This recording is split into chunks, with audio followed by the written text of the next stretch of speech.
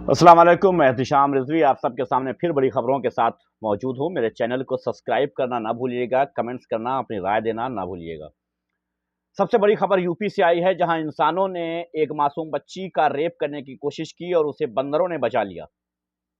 बंदरों के झुंड ने हमला कर दिया उस इंसान पर और उस मासूम बच्ची की इज्जत को बचा लिया बंदरों ने। जी हाँ, इंसानों ने रेप करने की कोशिश की और जानवरों ने बचा लिया। है ना बड़ी खबर ये। अब हम किस दिशा और किस दशा में पहुंच चुके हैं, देखिए कि इंसान रेप कर रहा है और बचा कौन रहा है? जानवर। लानत है ऐसे इंसानों पर। सोचना चाहिए कि किस जगह पर जाकर के खड़े हो गए हैं। हद यह है कि गुजरात में 10 महीने की बच्ची के साथ एक 30 वर्षीय पुरुष डेली खेलता था, हर रोज उस बच्ची के साथ खेलता था और कल उसने उसका रेप करने की कोशिश की, जिसे पड़ोसियों ने रंगे हाथों पकड़ लिया। पड़ोसियों ने रंगे हाथों पकड़ लिया। 10 महीने की मासूम बच्ची का रेप करने जा रहा था, रंगे हाथों पड़ोसियों ने पकड़ लिया। लानत है ना। कहीं बंदरों ने बचा लिया, कहीं ऐसा कहीं वैसा। मतलब क्या ही चल रहा है हमारे देश में, ये क्या ही बता दिया जाए। आप लोग फिर भी कोई बात नहीं, आप लोग सोते रहेंगे। अच्छा, कल भी मैंने एक खबर बताई थी और आज फिर उसको रिपीट बता देता हूं, उसके ऊपर रोशनी फिर से डाल देता हूं कि 10 सॉरी स्कूल का प्रिंसिपल जो गोविंद करके नाम मैंने बताया था, गोविंद नट पूरा नाम है, 55 वर्षीय स्कूल का प्रिंसिपल है ये। स्कूल का प्रिंसिपल है ये। और इसने एक बच्ची का सिर्फ रेप ही नहीं किया, बल्कि मैंने कल बताया आपको कि गर्दन दबा के उसको मार डाला।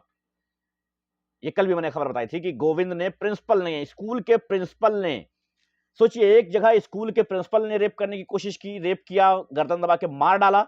एक जगह 10 महीने की बच्ची के साथ उसका पड़ोसी जो साथ में खेलता था वो रेप करने की कोशिश कर रहा था। दूसरी तरफ एक नाबालिग लड़की का रेप करने जा रहे थे, जिसे जानवरों ने बचा लिया। क्या हमारे देश में बहुत अच्छा चल रहा है, बहुत बढ़िया चल रहा है सब। अच्छा, 6वीं क्लास की एक संजय गुप्ता नामक टीचर है, 6वीं क्लास की छात्रा को फेल करने की धमकी दे करके, फेल कर दूंगा तुम्हें, ये धमकी दे करके उस बच्ची को ले गए। 6वीं क्लास की बच्ची थी, उसे ले गए अपने रूम पे और उसका रेप किया। 6वीं क्लास की एक मासूम बच्ची को रास्ते से ले गए ये कह करके कि अगर मेरे साथ नहीं चलोगी तो मैं तुम्हें फेल कर दूंगा। इस डर में वो गई और उसका रेप किया। है ना कमाल। ये हमारे देश में ही हो सकता है। खैर, मौके वारदात पे लोगों ने दरवाजा तोड़ के अंदर लोग घुस गए। जब उस लड़की चीखी चिल्लाई तो अंदर घुस गए और उस टीचर की अच्छे से धुनाई कर दी। ये होना चाहिए था, बहुत जरूरी था। ये सीतापुर का मामला है, ये बहुत जरूरी था। नहीं, मैं उसी सीतापुर की बात कर रहा हूं जो यूपी में पड़ता है। इंडिया में तो है ही है, लेकिन यूपी में पड़ता है, जहां सारे मुजरिम भाग गए हैं या मर गए हैं। उन्हीं वहीं की बात कर रहा हूं, अक्सर वहीं की बात कर रहा हूं। समस्तीपुर बिहार चलता हूं, वहां पर आपको ले चलता हूं। समस्तीपुर बिहार में हकीमाबाद में, समस्तीपुर के हकीमाबाद में एक 15 वर्षीय के लड़की के साथ दुष्कर्म किया जाता है, रेप किया जाता है। रेपिस्ट पकड़ा जाता है पब्लिक द्वारा, रेपिस्ट पब्लिक द्वारा पकड़ा जाता है। उसके बाद पुलिस द्वारा छोड़ दिया जाता है। उसके बाद जब वहां के लोगों ने प्रदर्शन किया तो प्रदर्शनकारियों पर पुलिस ने लाठियां बरसा दी। अब आप पूछेंगे ऐसा क्यों किया? ऐसा इसलिए किया क्योंकि प्रदर्शनकारी मुस्लिम थे। जिस बेटी का रेप हुआ वो मुस्लिम थी। इस वजह से उसकी ना ही कोई खबर चलेगी और ना ही उसे रेप में जोड़ा जाएगा, क्योंकि वो लड़की मुस्लिम थी। इस वजह से उसका रेप करने का लाइसेंस किसी भगवाधारी को मिल गया होगा। मैं सीधे तौर पे बताता हूं। अगर ऐसा नहीं था तो फिर प्रदर्शनकारियों पर लाठी बरसाने की क्या आवश्यकता पड़ गई और उस मुजरिम को क्यों नहीं पकड़ा गया? उल्टा प्रदर्शनकारियों पर लाठी क्यों बरसाई गई समस्तीपुर में? ऐसा क्यों हुआ? दहेज के लिए सरिता को तेजाब पिला दिया। जी हां, दहेज के लिए सरिता को तेजाब पिला दिया। मुख्यमंत्री सामूहिक विवाह में 2023 में सरिता नाम की एक बच्ची का विवाह धर्मेंद्र नाम के एक आदमी से किया गया था।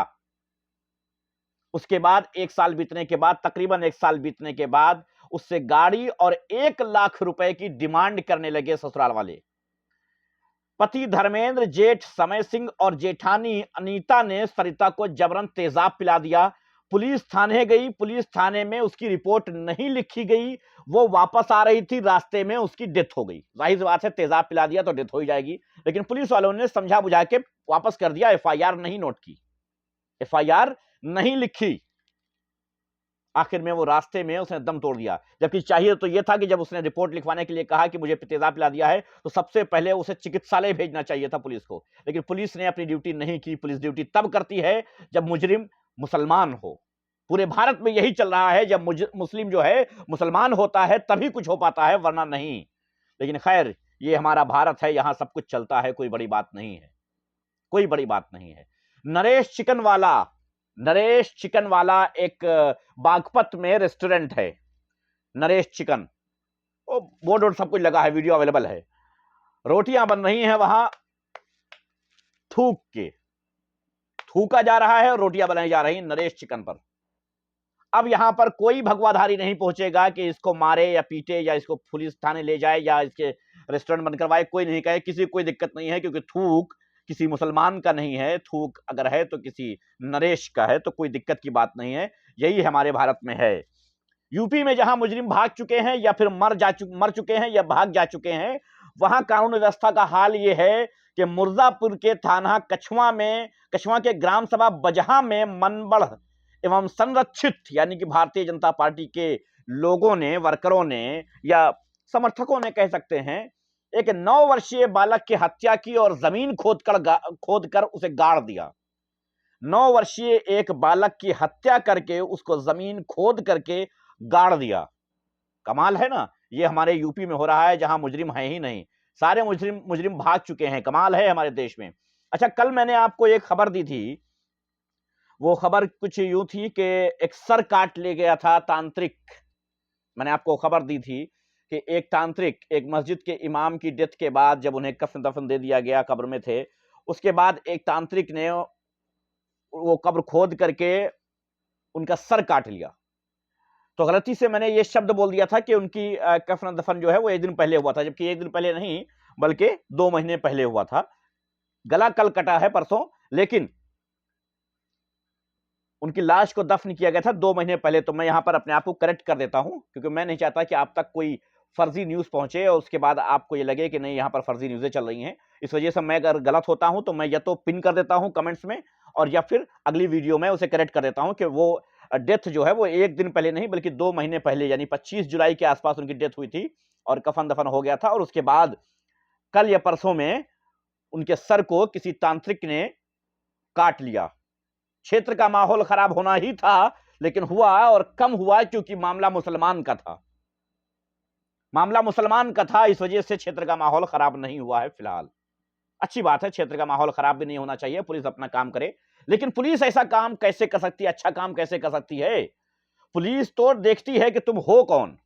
हकीकतन तो यही है, पूरे भारत में यही हो रहा है। चाहे हिमाचल में चले जाओ, चाहे कर्नाटक में, गुजरात में, बिहार में, यूपी में, उत्तराखंड में, कहीं भी चले जाओ, सब जगह यही हो रहा है। इसके ऊपर अगर बोला जाए तो बड़ी तकलीफ होती है लोगों को, लेकिन हकीकत यही है कि भारत में पुलिस अपना काम नहीं कर रही है। और अगर इक्का दुक्का लोग अपना काम करने की कोशिश करते हैं और कहीं से इत्तेफाक से वो मुसलमान निकल जाते हैं तो उन्हें लाइन हाजिर कर दिया जाता है। जैसा कि कल मैंने अपने वीडियो में आपको बताया था कि एक एसआई को लाइन हाजिर कर दिया गया क्योंकि वो मुसलमान थे। जाहिर सी बात है, मुसलमान थे इसलिए उन्हें जो है लाइन हाजिर कर दिया गया। खैर, मेरे वीडियो को आप देखते हैं तो सब्सक्राइब भी कर लीजिएगा, हमें बेल आइकन दबा लीजिएगा ताकि डेली खबरें आप तक पहुंच जाएं, वो खबरें आप तक पहुंच जाएं जो आपको मीडिया नहीं दिखाता है। मीडिया नहीं दिखाता है, क्यों नहीं दिखाता है मीडिया? मीडिया ये खबरें दिखा करके वो थोड़ी जो है इनकम कमा पाएगा। वो तो भाजपा के समर्थन में बोल करके और मुसलमानों के खिलाफ में बोल करके आपको बरगला करके अपना काम करेगा ना। और मेरे पास ऐसा कोई बरगलाने वाला सिस्टम नहीं है। मैं खबर वही दूंगा जो हकीकत होगी। खबर आप तक वो पहुंचनी चाहिए जो सच हो। बहुत बहुत शुक्रिया आप सबका, धन्यवाद। उम्मीद करता हूं आगे भी आप हमको सुनते रहेंगे। हमारे चैनल को सब्सक्राइब करना ना भूलें। मैं सैयद एहतिशाम रिजवी